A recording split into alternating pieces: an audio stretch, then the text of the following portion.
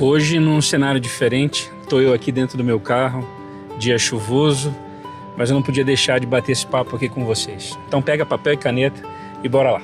E quem disse que isso é problema meu? Essa talvez seja uma das frases mais utilizadas por quem deseja viver em paz. A violência aumentou, problema do governo. Os jovens estão sem direção, problema da escola. Os casamentos estão desmoronando, problema de quem não soube escolher. Crianças estão crescendo sem limites, problema dos pais delas. As pessoas não respeitam mais ninguém, problema da sociedade. E assim seguimos vivendo, olhando para o mundo como que observa uma casa pegando fogo do outro lado da rua. É triste, é lamentável, é preocupante, mas não é problema meu. Afinal, eu trabalho, pago minhas contas, não roubo ninguém, não me envolvo em confusão, cuido da minha vida. Mas será que isso é o suficiente? E aí, vocês estão bom? Eu me chamo Cristiano e esse aqui é o canal inteiro. Sejam muito bem-vindos. Antes de continuar, preciso deixar algo claro. Eu não estou dizendo que todos os problemas da sociedade começam dentro de uma casa. Isso seria simplista. Uma sociedade também é influenciada por suas leis, por sua economia, pelas instituições, pela educação, pela cultura, pela desigualdade, pela corrupção e por muitos outros fatores. Também não estou dizendo que todos os problemas de uma família são culpa do homem. A esposa possui suas responsabilidades. Os filhos, conforme amadurecem, também respondem por suas escolhas. O Estado, a igreja, a escola e a comunidade possuem seus próprios deveres. Responsabilidade não significa assumir a culpa por tudo. Responsabilidade significa parar de fugir da parte que pertence a você. Porque a sociedade que tanto criticamos não é uma entidade abstrata. Ela é formada por pessoas. E essas pessoas aprendem em algum lugar o que significa confiar, mentir, obedecer, exercer poder, resolver conflitos, respeitar limites, cumprir promessas, amar e pedir perdão. Grande parte desse primeiro aprendizado aconteceu dentro de uma casa. Muito antes de uma criança encontrar um professor, um patrão, um policial, um pastor, um governante, ela encontra os próprios pais. Antes de conhecer as leis de um país, ela conhece as regras da casa. Antes de descobrir como a sociedade exerce autoridade, ela observa como seu pai e sua mãe exercem autoridade. Antes de formar suas próprias ideias sobre casamento, ela assiste ao casamento que existe diante dela. Por isso a sociedade que veremos amanhã está, em alguma medida, sendo ensaiada hoje, ao redor da nossa mesa. Há mais de 2000 anos, Aristóteles observou que as famílias se uniam para formar comunidades maiores e que essas comunidades davam origem a cidades. A filosofia dele carregava erros graves do seu tempo, especialmente em relação à escravidão e às mulheres. Mas existe uma percepção estrutural que permanece válida. A cidade não aparece do nada. Ela é composta por casas e por relações entre pessoas. Isso significa que a maneira como vivemos dentro de casa nunca permanece completamente dentro de casa. O menino que aprende que o mais forte sempre vence poderá levar isso para a escola, para o trabalho, para o casamento e para os lugares onde exercer autoridade. A criança que aprende que mentir é aceitável quando a verdade custa caro poderá levar essa lógica para os negócios e para a vida política. O filho que vê o pai humilhar a mãe está recebendo uma aula sobre poder. A filha que vê a mãe sendo desprezada está recebendo uma aula sobre o que pode esperar de um relacionamento.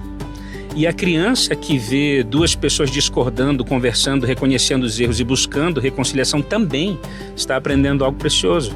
Está aprendendo que um conflito não precisa terminar em destruição. Pesquisas não permitem dizer que o comportamento dos pais determina automaticamente o futuro dos filhos. Mas revisões de estudos longitudinais encontraram associação entre o envolvimento paterno e o resultado positivo no desenvolvimento infantil. Da mesma maneira, pesquisas sobre conflitos conjugais mostram que conflitos frequentes, intensos e mal resolvidos podem afetar o desenvolvimento emocional, comportamental, social, acadêmico e até relacionamentos futuros dos filhos.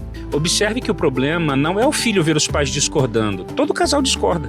O problema é o que fazemos com a discordância. É a agressão, é a ameaça, é o desprezo, é o silêncio usado como punição, é transformar os filhos em mensageiros de guerra conjugal, é tentar conquistar a lealdade da criança contra o outro, é nunca pedir perdão, é ensinar por meio da convivência que amar alguém significa feri-lo até que ele se submeta. Por isso, cuidar do casamento não é apenas buscar felicidade pessoal. O teólogo Dietrich Bonhoeffer escrevendo na prisão em 1943 para um casal que estava prestes a se casar, afirmou que no casamento o casal recebe responsabilidade dentro do mundo e da comunidade humana. Para ele, o casamento não dizia respeito somente ao sentimento de duas pessoas. Ele as colocava dentro de uma cadeia de gerações. Isso traz um peso para o modo como o homem trata a sua esposa. O casamento não é apenas o lugar onde ele espera ser atendido, compreendido e respeitado. Também é o lugar onde ele aprende a servir, renunciar, ouvir, permanecer e se entregar. Quando Paulo diz, marido, amai vossas mulheres como Cristo também amou a igreja, a si mesmo se entregou por ela, ele não entrega ao homem uma autoridade para controlar, ele entrega uma cruz. O modelo da responsabilidade masculina não é o homem que exige sacrifício de todos, é Cristo que se entrega. O homem pode afirmar que ama a família porque trabalha muito para sustentá-la. E trabalhar para sustentar a casa é digno, mas provisão financeira não substitui presença. O salário não conversa com o filho. O dinheiro não pede perdão à esposa. A casa paga não abraça a filha. O alimento na mesa não substitui o homem que se senta à mesa. Talvez você tenha recebido a ideia de que a única responsabilidade de um pai é não deixar faltar nada materialmente. Mas um filho também precisa de orientação, precisa de limites, precisa de segurança, precisa ser corrigido sem ser humilhado. Precisa saber que pode procurar o pai sem encontrar apenas irritação, pressa ou indiferença. Em Efésios, Paulo não diz apenas que os filhos devem obedecer. Ele também se volta para os pais e ordena que não provoquem seus filhos a ira, mas que os criem na disciplina e na instrução do Senhor. A autoridade paterna, portanto, também está debaixo de autoridade. O pai não pode fazer o que quer simplesmente porque é pai. Ele também responde ao Senhor pela maneira como usa a sua força. Em Gênesis 18, Deus fala sobre o futuro de Abraão. Abraão se tornaria uma grande e poderosa nação e por meio dela as outras nações da terra seriam abençoadas. Essa é uma promessa gigantesca. Uma nação, gerações, um impacto que alcançaria outros povos. Mas imediatamente Deus volta os olhos para dentro da casa de Abraão. Deus o havia escolhido para que orientasse seus filhos e sua casa a guardarem o caminho do Senhor, praticando justiça e juízo. Perceba o movimento do texto. Deus fala sobre nações, depois fala sobre filhos, fala sobre mundo, depois fala sobre casa, fala sobre futuro, depois fala sobre aquilo que Abraão deveria ensinar no presente. Antes de existir uma grande nação, existia uma casa que precisava aprender a justiça. E isso acontece justamente quando Deus está prestes a tratar com Sodoma, uma sociedade contra a qual havia se levantado um grande clamor. De um lado, uma cidade marcada pela gravidade do seu pecado. Do outro lado, um homem chamado a formar sua casa no caminho da justiça. O texto não diz que Abraão deveria apenas ensinar seus filhos a participar de cerimoniais religiosos. Eles deveriam praticar justiça e juízo. A fé deveria aparecer na maneira como tratavam as pessoas, na maneira como usavam poder, na maneira como tomavam decisões, na maneira como viviam juntos. Talvez esse seja um dos nossos grandes problemas. Queremos uma sociedade honesta, mas nossos filhos nos veem mentindo quando a verdade nos prejudica. Queremos governantes que cumpram suas promessas, mas dentro de casa prometemos e não cumprimos. Queremos respeito nas ruas, mas tratamos com desprezo as pessoas que convivem conosco. Reclamamos da corrupção, mas comemoramos quando conseguimos uma vantagem devida. Exigimos equilíbrio dos outros, mas todos dentro de casa precisam caminhar com medo do nosso temperamento. Queremos justiça do lado de fora, mas não suportamos ser confrontados do lado de dentro. O sociólogo Robert Putnam, estudando a desigualdade de oportunidade nos Estados Unidos, identificou diferenças crescentes, não apenas na renda, mas também na estabilidade familiar. No tempo investido pelos pais, no apoio comunitário e na qualidade das oportunidades oferecidas às crianças. Putnam não coloca toda a explicação sobre a família. Ele também aborda a economia, as escolas, comunidades e políticas públicas, mas seu trabalho mostra que aquilo que uma criança recebe ou deixa de receber em suas relações mais próximas pode acompanhá-la quando ela entra no restante da sociedade. Isso deveria nos impedir de terceirizar tudo. A escola pode ajudar a educar meu filho, mas não pode assumir inteiramente a formação que abandonei. A igreja pode ensiná-lo sobre Deus, mas não deveria ser o único lugar onde ele vê alguém orando, confessando pecados e vivendo a fé. O Estado pode criar leis, mas nenhuma lei consegue transformar sozinha um coração acostumado desde cedo ao desprezo, à violência e à mentira. João Alexandre possui uma canção chamada Família. Nela existe uma frase simples: feliz de quem cuida dos seus. Cuidar dos seus não significa isolá-los do mundo. Não significa controlar cada decisão. Não significa transformar a esposa e filhos em propriedades.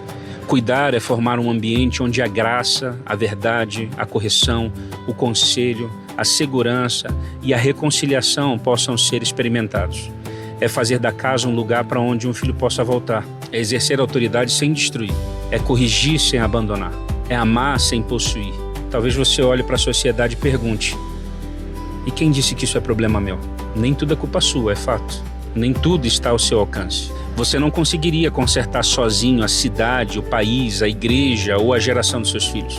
E mesmo fazendo muitas coisas corretamente, você não poderá controlar todas as escolhas deles. Mas sua limitação não é uma desculpa para a omissão. Talvez você não possa mudar todas as casas, mas responde por aquilo que cultiva na sua. Talvez você não consiga ensinar todos os meninos a respeitar uma mulher, mas pode mostrar ao seu filho como um homem trata a sua mãe. Talvez não possa proteger todas as meninas da violência, mas pode ensinar sua filha por meio da maneira como a trata, que amor não combina com humilhação. Talvez você não consiga acabar com toda a mentira da sociedade, mas pode parar de fazer da mentira uma ferramenta aceitável dentro de casa. Ser inteiro é parar de exigir nas ruas aquilo que nos recusamos a viver dentro de casa. Por isso a pergunta talvez não seja: isso é problema meu? A pergunta é: qual parte disso Deus confiou a mim? Que tipo de sociedade está sendo apresentado aos meus filhos por meio do meu casamento? Que tipo de marido meu filho está aprendendo a ser? Que tipo de tratamento minha filha está aprendendo a aceitar? O que meus filhos estão descobrindo sobre Deus quando observam a maneira como exerço autoridade? A sociedade não começa inteiramente dentro da minha casa, mas parte dela passa por ali. Parte dela se senta à minha mesa. Parte dela escuta as minhas palavras. Parte dela observa meu casamento. Parte dela carrega meu sobrenome. E um dia essa parte abrirá a porta, sairá de casa e encontrará um mundo. A pergunta é: o que eu estarei enviando para ele?